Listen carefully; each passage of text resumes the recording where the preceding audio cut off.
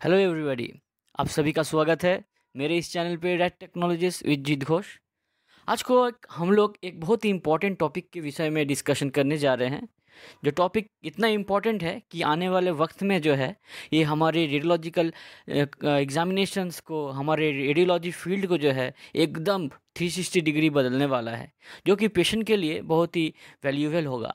और आज का टॉपिक है revolutionising radiography through the transformative power of artificial intelligence. आज के इस टॉपिक पे हम लोग जानेंगे कि किस तरह से आर्टिफिशियल इंटेलिजेंस का एप्लीकेशन करके जो है हम लोग रेडियोलॉजिकल एग्जामिनेशन को और भी smooth, comfortable for the patient and safe for the patient बना सकते हैं। साथ ही साथ किस तरह से ये आर्टिफिशियल इंटेलिजेंस के मदद से जो है इमेज का इंटरप्रिटेशन एंड एनालिसिस किया जाता है। और साथ ही साथ हम लोग जानेंगे किस तरह से ये आर्टिफिशियल इंटेलिजेंस अदर भी जितना मॉडर्नाइजेशन या फिर जो एडवांसमेंट आने जा रहा है, जैसे कि रोबोट के साथ जुड़ करके किस तरह से आर्टिफिशियल इंटेलिजेंस जो है इम्प्लीमेंटेशन होगा हमारे रेडियोलॉजिकल फील्ड में। साथ ही साथ हम लोग जानेंगे कि किस तरह से जो है इस आर्टिफिशियल इंटेलिजेंस का एप्लीकेशन करके हम लोग पेशेंट्स का जो various kinds of radiological examinations होते हैं, रेडियोलॉजिकल प्रोसीड्योर्स होते हैं, उसको कितना इम्प्रूव कर सकते हैं। ठीक है। साथ ही साथ आज के इस टॉपिक पे मैं अब मेरा खुद का एक्सपीरियंस भी आपके साथ शेयर करने वाला हूँ कि जब मुझे आर्टिफिशियल इंटेलिजेंस के साथ एक कंपनी, हेल्थ केयर कंपनी था जिसमें आर्टिफिशियल इंटेलिजेंस के मदद से सॉफ्टवेयर को बनाया जाता था, तो उस कंपनी में किस तरह से मैंने जो है अपना कंट्रीब्यूशन दिया। साथ ही साथ आज के इस टॉपिक में आप लोगों को जानने के लिए मिलेगा कि what are the importance of artificial intelligence in the radiography and in radiological examination. साथ ही साथ किस क्या क्या एडवांटेजेस होते हैं, डिसएडवांटेजेस होते हैं। Okay, so let's move on. जैसे कि आर्टिफिशियल इंटेलिजेंस का मतलब क्या होता है, इंटेलिजेंस का मतलब क्या होता है, मतलब कोई भी चीज़ को जो है आर्टिफिशियली बनाया गया है। कोई भी चीज़ इन द सेंस मतलब जो सेट्स ऑफ प्रोग्राम है या फिर जो इनपुट्स है, वो इनपुट जो है आर्टिफिशियली बनाया गया है। आर्टिफिशियली हम लोग इसीलिए कह रहे हैं क्योंकि इसको जो है मशीन परफॉर्म कर रहा है या फिर सॉफ्टवेयर परफॉर्म कर रहा है। और ये सॉफ्टवेयर को किसने ट्रेन किया है? ये सॉफ्टवेयर को ह्यूमन माइंड्स ने ट्रेन किया है। इस सॉफ्टवेयर को हम लोगों ने ट्रेन किया है। उस सॉफ्टवेयर को ट्रेन करने के बाद वो सॉफ्टवेयर एक ह्यूमन जैसा एक्ट कर रहा है और वो एक्ट करके जो है वो ह्यूमन का काम को परफॉर्म कर रहा है और ह्यूमन का काम को इजी बना रहा है। ठीक है। मतलब जो काम हम लोग खुद से करने वाले थे, अपने हाथों से करने वाले थे, अपने ब्रेन से करने वाले थे, वही काम जो है एक सॉफ्टवेयर कर दे रहा है क्योंकि हमने उस सॉफ्टवेयर को ट्रेन किया है। तो यही है आर्टिफिशियल इंटेलिजेंस, मतलब ह्यूमन मेड इंटेलिजेंस हम लोग कह सकते हैं या फिर ह्यूमन ट्रेन इंटेलिजेंस। एक सॉफ्टवेयर को हम ह्यूमन लोग ट्रेनिंग देते हैं और अकॉर्डिंगली उस ट्रेनिंग्स के इनपुट से या फिर वो ट्रेनिंग से जो वो सॉफ्टवेयर जो है नॉलेज गेन करता है, उसी के वजह से जो है वो ऑटोमेटिकली जो है अपना काम को परफॉर्म करता है। ठीक इसी तरह से रेडियोलॉजिकल एग्जामिनेशन को परफॉर्म करने के लिए, इमेज को इंटरप्रिटेशन करने के लिए या फिर कंप्यूटर एडेड डायग्नोसिस करने के लिए हमारा कुछ सॉफ्टवेयर को जो है रेडियोलॉजिस्ट या फिर मेडिकल टेक्नोलॉजिस्ट जो है ट्रेन करते हैं। और उस ट्रेनिंग के अकॉर्डिंग जो है वो सॉफ्टवेयर अपने आप को लर्न कराता है और लर्न करके वो सॉफ्टवेयर एक खुद एक रेडियोलॉजिस्ट या फिर एक मेडिकल टेक्नोलॉजिस्ट की तरह बन जाता है, जिसके वजह से बहुत इजीली जो है वो कोई भी इमेज को एनालाइज कर लेता है, इंटरप्रेट कर लेता है, कोई भी इमेज को, एक्सरे इमेज को रीड करके जो है रिपोर्ट को रेडी कर देता है। साथ ही साथ कंप्यूटर एडेड डायग्नोसिस को प्रोड्यूस करता है। रेडियोलॉजिस्ट को सपोर्ट करता है बहुत सारा इंफॉर्मेशन को प्रोवाइड करके। इसके वजह से कोई अगर पैथोलॉजी कन्फ्यूजन हो रहा है तो वो पैथोलॉजी भी जो है बहुत अच्छे तरह से दिखाई देता है। ठीक है। तो इससे पेशेंट का डायग्नोसिस बहुत अच्छा होता है। ठीक है। तो साथ ही साथ ये आर्टिफिशियल इंटेलिजेंस के मदद से जो है हम अपना जो टर्नओवर टाइम है उसको भी हम लोग बहुत इम्प्रूव कर सकते हैं। मतलब अभी जो है पेशेंट का एक्स एग्जामिनेशन होने से जो टाइम लगता है और रिपोर्ट को डिलीवरी करने वक्त जो टाइम लगता है, ये थोड़ा सा लेंदी है। ये जनरली 3 घंटे से 24 घंटा टाइम लगता है, कोई कोई जगह पे 3 दिन भी टाइम लगता है, according to the pressure of the patient, workload of the patient. तो बेसिकली ये जो टर्नओवर टाइम है इसको हम लोग घटा सकते हैं with the help of artificial intelligence. ठीक है। सो अगर हम लोग एप्लीकेशन के विषय में डिस्कशन करें तो सबसे पहला जो एप्लीकेशन है आर्टिफिशियल इंटेलिजेंस का वो है कि इमेज एनालिसिस एंड इंटरप्रिटेशन।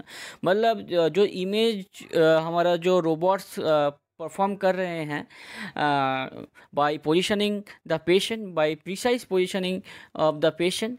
तो रोबोट्स जो है इमेज को पेशेंट का पोजीशनिंग करके इमेज को कैप्चर कर रहे हैं with the help of the X ray machine. और वो इमेज जब हमारे कंप्यूटर में आकर पहुंच जा रहा है तो फिर उस इमेज को जो है हमारा एनालाइज किया जा रहा है एक आर्टिफिशियल इंटेलिजेंस सॉफ्टवेयर के मदद से। और वो इमेज को एनालाइज करके जो है एक इंटरप्रिटेशन किया जा रहा है कि वो इमेज शरीर का कौन से जगह का है, वो इमेज में जो है क्या क्या रेडियोलॉजिकल फीचर्स दिखाई दे रहा है, और अकॉर्डिंगली वो रेडियोलॉजिकल फीचर्स को रीड करता है। और रीड करके क्या करता है, एक कंप्यूटर एडेड जो डिटेक्शन है, या फिर हम लोग कहते हैं कि कंप्यूटर एडेड डायग्नोसिस है, उसको वो कर देता है। तो मन में आपका ये क्वेश्चन आना चाहिए कि ये आर्टिफिशियल इंटेलिजेंस सॉफ्टवेयर कैसे करता है। बेसिकली मैंने अभी कहा कि जैसे कि अभी मैं आपको मेरा खुद का एक्सपीरियंस बता रहा हूँ। कुछ सालों पहले इन द सेंस कि 1 साल पहले जो है मुझे मौका मिला था एक हेल्थ केयर कंपनी के साथ जुड़ के काम करने का। जिन लोग का जो प्रोजेक्ट जो वो लोग प्रोजेक्ट लेके काम कर रहे थे वो है आर्टिफिशियल इंटेलिजेंस का प्रोजेक्ट, मतलब मशीन लर्निंग का प्रोजेक्ट। बेसिकली वो लोग जो प्रोजेक्ट में काम कर रहे थे वो था ट्यूबरक्लोसिस को ऑटोमेटिकली कंप्यूटर सॉफ्टवेयर के मदद से जो है डिटेक्शन करने के लिए। तो वहाँ पे मुझे ये काम दिया गया था कि हर रोज़ जो है 100 एक्सरे इमेज को जो है मुझे इंटरप्रेट करना है। जो मुझे नॉलेज है, जितना मुझे आता है as per the features of the radiological image concern as a image analysis, तो उसको जो है वहाँ पे रिकॉर्ड करना होता था, वहाँ पे मुझे बताना होता था। मीन्स हमें टाइपिंग करना पड़ता था इमेज को देख करके, एक इमेज को बनाना, एक इमेज को देख करके उसका जो रिपोर्ट्स है उसको रेडी करना पड़ता था। तो वो रिपोर्ट्स को बनाते बनाते टोटल 100 से 200 इमेजेस को रीड करना पड़ता था हर रोज़। तो 30 दिन तक, 40 दिन तक इस तरह से करना पड़ता था। तो इसी तरह से कई और लोग भी जो थे, और भी मेडिकल टेक्नोलॉजिस्ट या फिर जो रेडियोलॉजिस्ट थे, वो लोग भी यही काम करते थे। तो इसी तरह से हर रोज़ जो है कम से कम 1000 इमेजेस का जो है हम सभी लोग जो है इंटरप्रिटेशन करते थे अपने अपने तरीके से।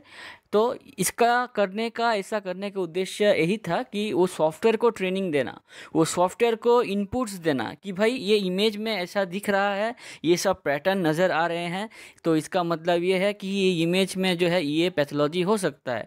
ठीक है। हम लोग रेडियोलॉजी में कोई भी चीज़ को कंफर्म नहीं करते हैं, हम लोग रेडियोलॉजिकल फीचर्स को बताते हैं और रेडियोलॉजिकल फीचर्स के साथ कोरिलेट करते हैं बहुत सारा अलग टेस्ट रिपोर्ट्स को, और अलग टेस्ट रिपोर्ट्स को कोरिलेट करके पेशेंट का हिस्ट्री को कोरिलेट करके और इमेज का इंटरप्रिटेशन को कोरिलेट करके जो है हम लोग डायग्नोसिस को कंफर्म करते हैं। इसी तरह से जो है उस सॉफ्टवेयर को हम लोग ट्रेनिंग दे रहे थे। तो अकॉर्डिंगली वो सॉफ्टवेयर अपने आप खुद लर्न कर रहा था, और उसका जब इंट्रोडक्शन हुआ तो वो सॉफ्टवेयर क्या करने लगा, ऑटोमेटिक कंप्यूटर एडेड डिटेक्शन करने लगा, CID।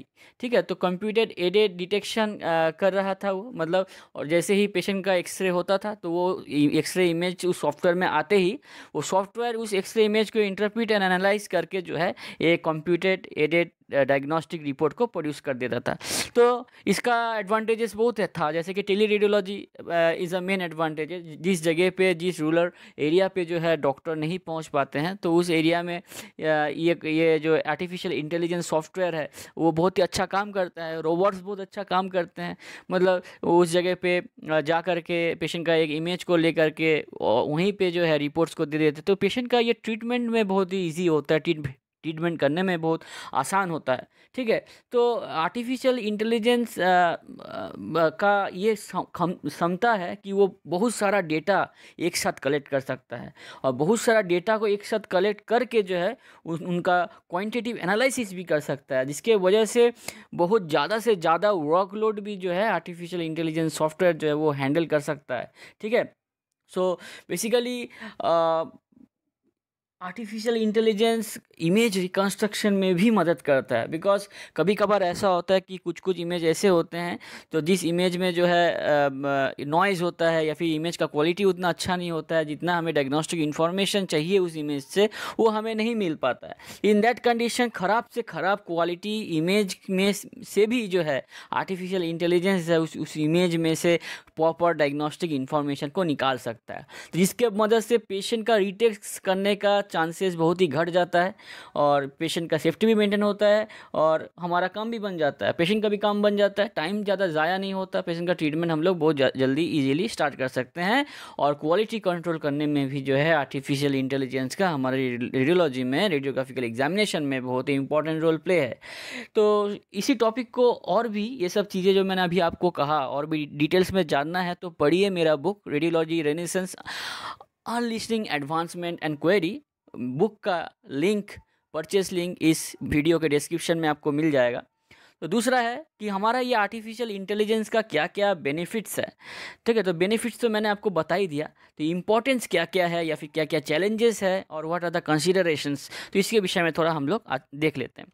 तो सबसे पहला जो इम्पोर्टेंस है कि आर्टिफिशियल इंटेलिजेंस सॉफ्टवेयर जो है हमारा इमेज का जो क्वालिटी है, एक्यूरेसी है या फिर एफिशिएंसी है उसको वो इन्हांस करता है। It enhance the accuracy and efficiency of the images, तो जिसके मदद से जो है हमारा एग्जैक्ट डायग्नोसिस करना बहुत ही ईजी हो जाता है, प्रॉपर डायग्नोसिस करना बहुत ही ईजी हो जाता है और पेशेंट का जो स्टेजिंग करना है कोई भी पैथोलॉजी का कि ये किस तरह का डिजीज़ है, ये कितना एक्टिव डिजीज़ है या फिर नॉन एक्टिव डिजीज़ है, इसको क्योर किया जा सकता है कि नहीं, क्या ये मेडिसिन से क्योर होगा या फिर ये सर्जरी से क्योर होगा, हाँ। और साथ ही साथ पेशेंट का जो रिकवरी रेट है वो कितना है, ये सब चीज़ के विषय में इंफॉर्मेशन हमारा आर्टिफिशियल इंटेलिजेंस जस्ट एक इमेज को देख करके एनालाइज करके उसका एक्यूरेसी को मेज़र करके बता सकता है, ठीक है। तो इसी तरह से जो है हमारा डायग्नोस्टिक जो सर्विस है उसको इम्प्रूव करने में हमारा आर्टिफिशियल इंटेलिजेंस बहुत ही ज़्यादा मदद करता है और स्टैंडर्डाइजेशन करने में हमारा आर्टिफिशियल इंटेलिजेंस मदद करता है, बिकॉज सब चीज़ जो है प्रॉपरली होगा, ठीक है। कोई चीज़ मिस होने का संभावना नहीं है। जो चीज़ ह्यूमन आई से मिस हो सकता है during the interpretation and reading of the X ray film या फिर CT MRI फिल्म, वो चीज़ आर्टिफिशियल इंटेलिजेंस में नहीं होगा क्योंकि उसके पास मिलियंस ऑफ इनपुट्स है इमेजेस का, तो जिसके वजह से ही इज़ टोटली ट्रेंड, उसके सॉफ्टवेयर के एल्गोरिदम में वो इनपुट्स है जिसके वजह से उसके लिए कुछ भी चीज़ को मिस करना बहुत ही टफ है, वो उतने आसान से कोई भी चीज़ को मिस नहीं करेगा। ह्यूमन आई मिस कर सकता है लेकिन आर्टिफिशियल इंटेलिजेंस सॉफ्टवेयर कुछ चीज़ को मिस नहीं कर सकता, अगर मिस करता भी है तो वो रेयर है, क्योंकि हमें पता है कि जितना भी आर्टिफिशियल इंटेलिजेंस रोबोटिक्स एडवांस हो जाए, एक रेडियोलॉजिस्ट को, एक मेडिकल टेक्नोलॉजिस्ट को कभी भी एक मशीन रिप्लेस नहीं कर सकता, ठीक है। Human is a human, human mind is a human, human hand is a human.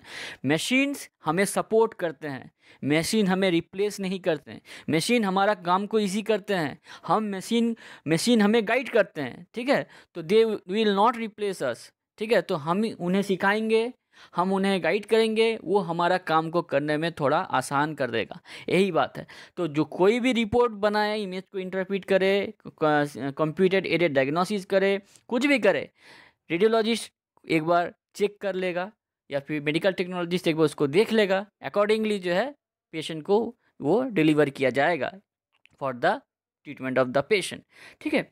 सो जिस तरह से आर्टिफिशियल इंटेलिजेंस का एडवांटेजेस है, एप्लीकेशंस है, इंपॉर्टेंस है, ठीक इसी तरह से बहुत सारा डिसएडवांटेजेस भी है, बहुत सारा चैलेंजेस भी है।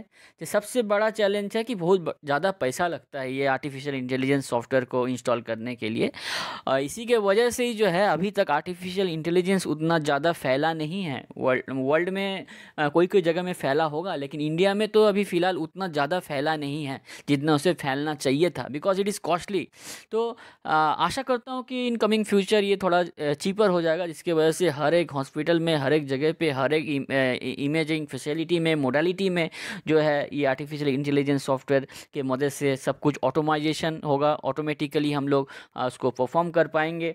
साथ ही साथ ये आर्टिफिशियल इंटेलिजेंस सॉफ्टवेयर के साथ काम करने के लिए जो है हमारा बहुत ज़्यादा टाइमिंग भी लगता है, बिकॉज ये ट्रेनिंग देने में टाइम लगता है, या फिर उसको ट्रेनिंग अडॉप्ट करने में टाइम लगता है। ठीक है। और कभी कभार जो है ये आर्टिफिशियल इंटेलिजेंस सॉफ्टवेयर जो है इंटरप्रिटेशन एरर भी देता है। तो जैसे मैंने अभी कहा कि इंटरप्रिटेशन एरर हो सकता है, लेकिन उसको जो है रेडियोलॉजिस्ट एक बार रिव्यू कर लेगा तो फिर वो इंटरप्रिटेशन एरर होने का चांसेस एकदम ही घट जाएगा। ठीक है। So this is all about this topic. अगर आपको इस टॉपिक के विषय में और भी डिटेल्स में जानना है, और भी इंटरेस्टिंग न्यू थिंग्स सीखना है, और कई और modernise advance medical imaging technologies के विषय में अगर आपको जानना है और अपने आप को भी एडवांस बनाना है, तो रीड कीजिए मेरा ये book radiology renaissance analysing advancements and query. इस बुक का परचेस लिंक आपको इस वीडियो के डिस्क्रिप्शन में मिल जाएगा, तो जल्दी जाइए इस बुक का ई बुक को परचेस कीजिए और इस बुक को पढ़ के अपने आप को एडवांस बनाइए। ये वीडियो अगर आपको पसंद आए तो ज़रूर चैनल को सब्सक्राइब कर दीजिएगा, और सभी को सीखने के लिए अपना दोस्तों के साथ भी ज़रूर शेयर कीजिएगा।